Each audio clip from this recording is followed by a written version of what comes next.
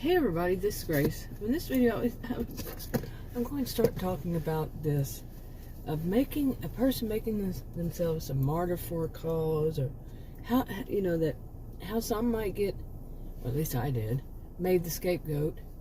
And I'm not giving anybody any advice and all that, but it's probably going to take more than one video. And so nothing I say is like conclusion to, or solution to, or excuse for. And like I said, it's going to take more than one video, so it's not right there, and then and there. But anyway, none of it's advice. I don't give anybody advice, because these kind of people can be dangerous. Anybody can be dangerous. But anyway, sorry, my windshield won't get clean for some reason. Anyway, I'm sitting in my SUV. But so it's a little foggy looking. Anyway. So let's get to it. Okay. Now, I'm going to start off with this, and this is not an excuse. Like I said, none of this is going to be like an excuse or like I said. Anyway, back when I was a student, back in the 1980s, I took a class. I guess it was 1980s. It was on, was it cultural anthropology, or it was one of these anthropology courses. I don't remember which one. And basically, part of it was about, in a way, sociobiology. And when, say, it was a bit about why families take up for one another, or why they would, back in, studied tribes and so on, back in history, back through evolution. And it was basically to keep the species alive, but also their own family genetics. Yeah, boy, it's a long time since I've used this terminology. But their own bloodline, to keep it alive. They would protect their family, the extended family would. Okay, back in those hunters and gatherers times and so on. And to this day, this is something we may do. We might be, no contact with our family, but something happens, and there's this pull, this you could call it evolutionary pull, a sociobiological pull back to the family to protect, like say the next generation, so forth, even the same generation. And so, I've said that before. Like, don't feel bad about if you're no contact, but you keep getting that pull, a feeling you want to, go back to them and stuff like that. So, anyway, there's that. Okay, and there's also this of dysfunctional family using somebody as a scapegoat for all their family problems. Okay. Seriously. And it can be a person within the family, dysfunctional family, and it could even be somebody outside of it. But, either way, they're using somebody as to take all their dysfunction out on. They have that, many people know as scapegoat, but so they have that person. And I can speak from experience in that, personal experience. I was made the scapegoat in my family, but only by some. And even Adam's, his family. I don't like to say Adam's family. I try to avoid that. But in his family, I was made the scapegoat. Okay? And, but at the same time, not. Like in my family, my dad, and this is how he did it, was he made me the golden child, which I refused to be. I was smart enough to be able to see what was going on. But the rest of my family made me the scapegoat. So he was splitting the family. He was purposefully, he would brag about me and say, oh, I was going to be the one that did all these things. I was going to be the one in the family. Well, they hear this stuff, the rest of them. No parent should do that. But he did it on purpose. Okay? I'm pretty sure one could say that. And so I got all the flack. I was the scapegoat. Okay, for the whole family dysfunction, for his dysfunction, really. Okay, that became the whole family's dysfunction. Make the whole family dysfunctional. And with Adams, some of them, they made me and I'm doing air quotes here, the favorite bride. Okay, that I did so much for them, and I was such a wonderful person. But they were using that for another side of the family, against them, to try to make them jealous. I didn't know these were going on behind the scenes now, okay? Okay, this kind of stuff, that's quite often what it does. Sometimes, like in my own, sometimes it was right there in front of my face. They'd say it, I'd hear it, I knew it, but sometimes it wasn't. It's behind the scenes, a lot of it. It's behind the scenes, and it would be quite a while before I even heard anything about it, if at all. See how my windshield keeps fogging up? Yeah. Okay, it's fogging up from the outside. Yeah. Anyway, oops. So then there's that. Didn't make the scapegoat. And this is why all this stuff is coming, is on my mind, and it's coming about. And by the way, it's early in the morning, and I want to get this done before something goes on. So I don't use caffeine anymore, so yeah, I don't drink caffeine at all. So yeah, I'm a little groggy. Anyway, so, oh my goodness. But these things are on my mind. Okay, you have this evolutionary pull, and so do others. This socio-biological pull to protect the family, to do everything to advance the family, to protect them, and to keep the gene pool alive, and going. Then you have that dysfunctional families, they don't quite often know how to, if at all, how to resolve their issues and how to even get help and for these issues, and it just keeps going on and on. And it's not every member. No, it doesn't have to be every member of that dysfunctional family. But yeah, so you have that.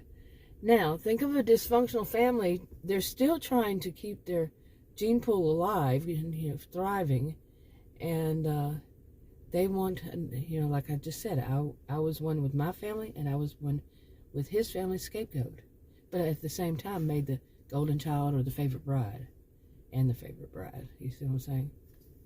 Okay, and why it's on my mind was being made the scapegoat again. Okay, and seeing that the particular situation that's going to happen today, I could be made the scapegoat in it again. Well, not again, but in it. Well, kind of in a way, in it. And then it brought up the issues of being a martyr for a cause, or having a clear conscience and saying what you think is good and what you think is bad, and how that could lead to being a martyr for a cause or the scapegoat. But you know what? It's not your fault. These kinds of thoughts. Because if a family is going to use somebody as a scapegoat behind the scenes, what do you think you can do about it if you don't have any idea it's going on? Okay. Seriously. If you don't know something's happening, how are you going to prevent it from happening? You don't know that it's happening. So, yeah. But then that's how I've been thinking about it. Okay. And also, but there's also, I don't want to blame a victim or or set something up that somebody can use to blame a victim. But we all know that at the same time, this is how it goes. But, yeah, at the same time, I could see myself doing this kind of thing, putting myself in a position where what I say, and what often happens when a person's made a scapegoat or a person's made whatever, is that there is a kernel of truth. They did say something, but then that dysfunctional family or dysfunctional people, toxic people, whatever, they take that and they twist it and use it to take all their, like I said, all their problems out on, all their anger, all their, have somebody to be the person who takes the fall, like they call it, the fall guy, whatever. They take that kernel, little small piece of truth and switch it. And I saw that. I saw how that could easily be done. especially like somebody says, they can be both insulting, but it's that sly kind of insulting, insults where they think that you're not bright enough to figure it out, and that's what they're really doing. They're just being snide and all that. Or they can be very like, oh, well, we really want to know your opinion on stuff, on something. But then you're smart enough to know they're also insulting you at the same time, and you turn and know that they're going to be using this to make me the scapegoat. My opinion is going, well, she's the one who said, you see, she's the one who said that. It's just she's the one at fault, not us. You know, boy, this is all going to come together. Hopefully, you know, in time. Maybe. I'm not sure yet. Okay, so I know it's my usual scattered, scattered all around. But yeah, okay. Then the part about having a clear conscience. It's really on my mind this morning because something has been bothering me. You know, basically this is something that happened to me. Is I was asked for my opinion. I felt insulted. You know, ask for my opinion. Now, I'm a social and behavioral scientist, so you would think people would ask me, you know, who know me would ask me on that, but it wasn't. It was. They even made that clear. It was based on a stereotype about someone like me, a Texan. Okay, which I don't fit into the stereotype that they had in their minds. Okay, but ask me for my my view on a situation, and I checked it out, the situation, the people involved, and I said with a clear conscience, I can't say anything good about it. That was it. I mean, that and of course I got like I was wrong for having said that. No, I don't lie. I'm not going to lie and possibly put someone, you know, help to put someone, it's not me putting anyone anywhere, but in harm's way, but without, you know, I'm giving a clear conscious opinion on what I think about a situation and people involved. Okay, I'm not going to twist it and lie because of my own agenda or somebody else's agenda or anything like that. This is how I see it. And so insult it again and see, okay, I could be a scapegoat. They're going to say, well, she said, even if I didn't say. Yeah, know what I'm saying? Okay, real life moment. I'm sitting here and I see in this park there's like a clear little walkway, like a path maybe, but it's pretty wide.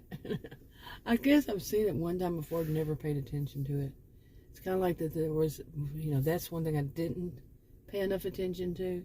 But then there's one that I did pay a lot of attention to.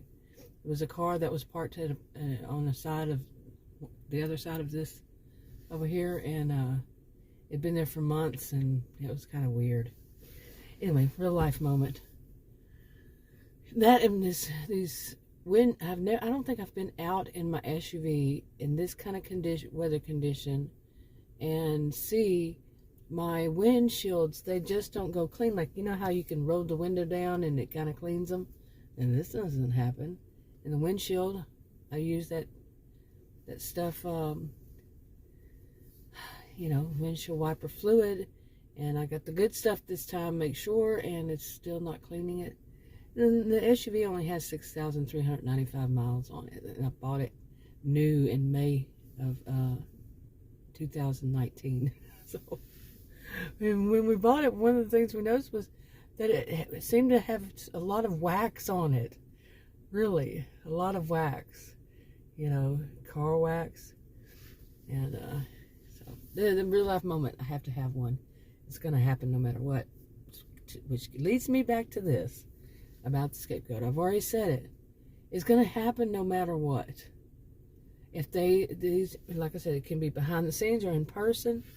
And can you defend yourself if you don't know what it is that's going on? You can't. How are you going to defend yourself if you don't know what's going on?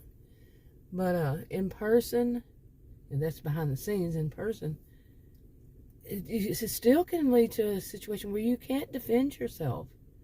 You know, because then it's spread to, you know, others, like if it's dysfunctional family, you know, spread to the others, and, you know, any of their friends or anybody, They have made it to where you are the villain. I keep saying this. I keep saying I'm going to look it up, but what is a female villain? Is it villainous? And I keep saying I'm going to look it up, and I never do. Anyway, but what is it? What is it? Yeah, what is it? But what can you do? If you're then ganged up on, they have found a way to make you the scapegoat. They throw all of their family problems. It's all you. You've done all wrong. You said things. You made these terrible things happen if something terrible happens, or just something not so great happen. You did it because your opinion was this. And then it might not even be your opinion. They've twisted, like through the grapevine kind of thing. They've twisted it to where it's not anywhere near what you had actually said from the beginning. Okay, not sure why this guy's walking right toward my car instead of getting on the sidewalk. Yeah. Anyway, so okay, this is kind of weird, don't you think? Really? Yeah. Okay. That was a little on the strange side. That's why I kept the camera rolling. Right then, right when he got real close, my finger hit the button. Yeah. Weird. Okay, there's the sidewalk he can walk on, but he was walking right toward me. Yeah. None of real life happens in the middle of a video. But, oh my goodness. Anyway. Okay, just for the record, I wasn't afraid of him. I just thought it was weird. I'm like, okay, what can I do? Really? But there's another thing. In this kind of situation, I actually had said when I was made the scapegoat, because the way the situation was I wasn't even there. Okay, it was behind the scenes, all that kind of stuff. I have no idea. I probably never will know how it turned around. And then all of a sudden, whenever it was found out that they're going, who knows what, I started hearing all these kinds of different things. And I'm like, none of it was adding up. Okay, I've got a genius IQ. No, none of that was adding up. Very analytical. And really, my thought was, I really don't care what they're doing. You know, it was like, oh my goodness. Another one of those, not my circus, not my monkeys kind of thing. And I have to protect myself, you know, by, because of my health, not to get myself stressed out. And so, but the whole situation, hearing when it wasn't going to work out what they needed at the moment, and the whole twist to it, all of a sudden the kiss up, like if it had been, it wasn't, that I had given my opinion on something, that then it would have been twisted and said, oh, well, actually you were right. You know, if the twist to it didn't pan out the way they wanted to, and they still needed me to do something later down the road. Anyway, now you see how screwed up all this is. You can't make this stuff up. I probably could, but the whole thing being, as I said, you know, with this kind of lies and behind the scenes and all this kind of stuff, this whole situation makes it difficult to trust. And it does. It does make it difficult to trust. You know, people who are showing themselves up to that in any given moment, they're going to make you the scapegoat, whether it's from a dysfunctional family, it could be a dysfunctional place of employment, you know. They're going to find that one person to take all the dysfunction of all the employees, you know, the whole system, the management, the whatever. They find that one employee or a group of people or a few people to take all their problems out on. Instead of fixing the problems, they throw it off on somebody else. You know, it could be any kind of group or just two people. You know, I don't know about two people who they're making scapegoat, but yeah, actually that probably could happen. Okay, yeah, I stopped drinking caffeine.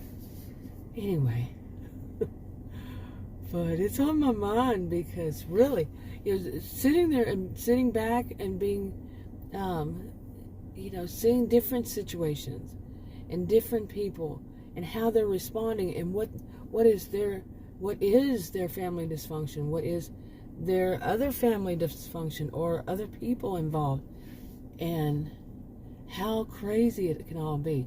But at the end of the day, I have to think of myself as my own thing. Am I making myself a martyr for a cause? How can I prevent that? It's not a religious thing that I would make myself a martyr or, anything along that line. It's people who may be thinking of themselves as gods and goddesses of this kind, the God. They see themselves. And, some strange thoughts can come about because they twist so much. And how to stop it. Like I said, I don't see any way at all to stop it when you don't know that something's going on. Seriously, come on. Anybody? Can you stop something from happening that you don't know what's going on? No. Okay, you don't have a clue what's going on at all either. There was nothing that was leading up to that. It just happened behind the scenes. I've seen this too much in my life with various people. Yeah, not only doing it to me, but doing it to others, or totally others, not me. But I have to think of some situation where I saw that and, make a little video on it. Anyway. Okay, maybe a little later I'll be more clear-minded and can, really talk about that whole feeling of, have I said enough? Have I done enough to have a clear conscience myself and really not give any care for what people are doing behind the scenes that I wouldn't even know that it's happening, but to have a clear conscience myself. I wasn't making myself a martyr. And that whole thing, I really wanted to dig deep into.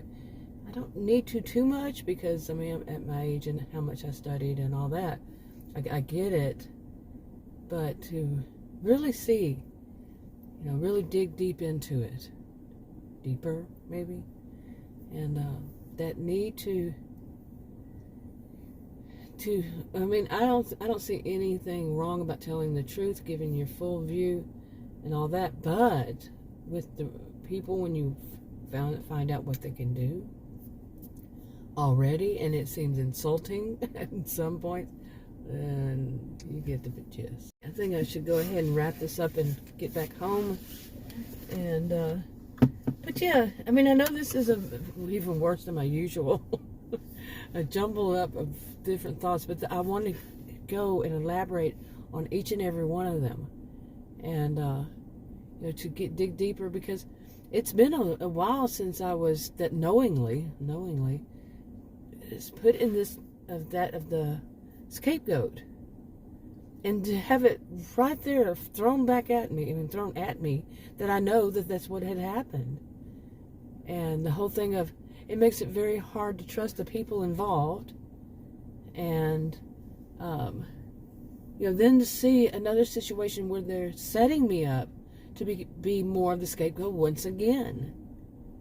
This is I've made all these videos all these years about it because I've had an experience in it, but to this extent, to see it at this point again, like I said, what goes on behind the scenes, how am I supposed to know? You don't. And the person doesn't know if it's going on behind the scenes, and nobody's telling them. But yeah, just to really kind of pick it apart and saying, okay, at this point is where maybe I don't like to blame victim. That would be blaming the victim myself, But to see, for a future, to know, okay, this may be leading up. Of course, some of it I already know what may be leading up, but to really just sit there and see how they do this, how they twist stuff that I can. But I know the answer is going to be behind the scenes. How would I know? Too much of it, if not all, really. All right, wrapping up. Talk to you in another video. Bye.